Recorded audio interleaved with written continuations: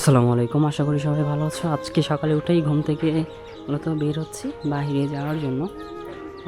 মূলত বাসায় যেহেতু চলে যাব ঢাকায়, এখানে হচ্ছে শিয়াবের হেলমেট ওর কাছ থেকে নিয়ে আসছিলাম এই কয়দিন ইউজ করার জন্য।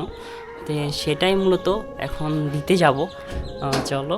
আর সকালে একটা যে পরিবেশ গ্রামীণ, সেটাও একটু দেখানোর চেষ্টা করব তোমাদের সবার কাছে। এই জন্যই মূলত বের হয়েছি। আর এখন হাঁটতে হাঁটতে যাচ্ছি, এরপরে যাবো হচ্ছে রস আনতে।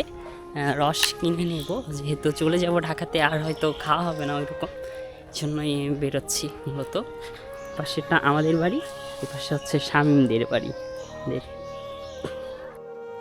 এটা হচ্ছে বেলালের দোকান, এই পাশে হচ্ছে মধ্যপাড়া রাস্তা, এই পাশে পূর্বপাড়া রাস্তা। এই দিক দিয়ে মূলত শেহাবের বাসায় যাব। হচ্ছে আপিফদের বাসা। এটা নাকি সামনের বছর ভেঙে ফেলবে। আর শেহাবদের বাসা হচ্ছে এ পাশে, ওকে মূলত হচ্ছে হেলমেটটা দিতে যাব এখন, এই জন্যই আসছি।